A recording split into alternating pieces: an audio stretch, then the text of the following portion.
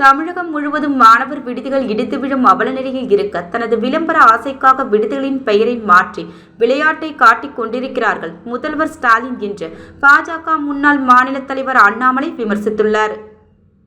தமிழகம் முழுவதும் உள்ள மாணவர் விடுதிகள் முறையான பராமரிப்பு இன்றி, தரமான குடிநீர் வசதியின்றி, சுத்தமான கழிப்பறை வசதிகள் இன்றி பழுதடைந்து இடிந்து விழும் நிலையில் இருக்கின்றன. மாணவர் விடுதிகளில் தரமான உணவு, சுத்தமான குடிநீர் வழங்கப்படுவதில்லை என மாணவர்கள் பலமுறை புகார்கள் தெரிவித்துள்ளனர்.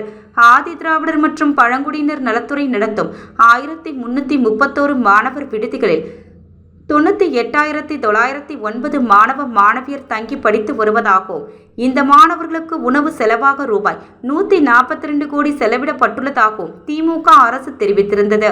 இதன்படி சராசரியாக ஒரு மாணவருக்கு ஒரு நாளைக்கு ரூபாய் 39 மட்டுமே உணவுக்காக செலவிடப்படுகிறது. ஆனால் ஒரு மாணவருக்கு தினம் ரூபாய் 50 வீதம், மாதம் ரூபாய் 1500 உணவுப்படி வழங்கப்படுவதாக கூறி வருகிறார்கள். ஒரு நாளைக்கு ரூபாய் 50 உணவுப்படி என்பதே மிக குறைவாக இருக்கையில் திமுக அரசு உண்மையில் செலவிடுவது ரூபாய் 39 மட்டுமே.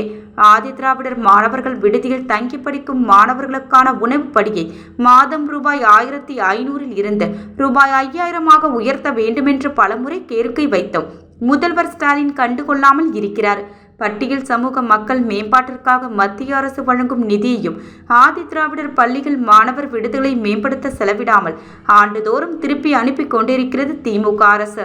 கடந்த ஆண்டு திண்டுக்கல் மாவட்டம் பழனி அருகே ஆயக்குடி மாணவர் நலவிடுதி மேற்கூரை இடிந்து விழுந்து 5 மாணவிகள் காயமடைந்தனர். தமிழகம் முழுவதும் மாணவர் விடுதிகள் இத்தனை அவல நிலையில் இருக்க தனது விளம்பர ஆசைக்காக விடுதிகளின் பெயரை மாற்றி விளையாட்டை காட்டிக் கொண்டிருக்கிறார் முதல்வர் ஸ்டாலின். விளம்பரத்திற்காக செலவிடுவதில் 1% கூட மாணவர்களின் நலனுக்காக செலவிடவில்லை.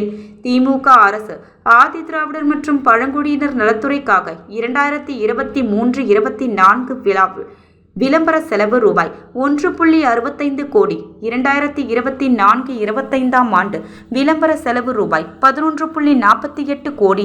இந்த பெயர் மாற்ற விளம்பரத்திற்கு இன்னும் சில கோடிகள் கணக்கு காட்டலாமே தவிர இதனால் மாணவ மாணவியருக்கு எந்த பயனும் இல்லை.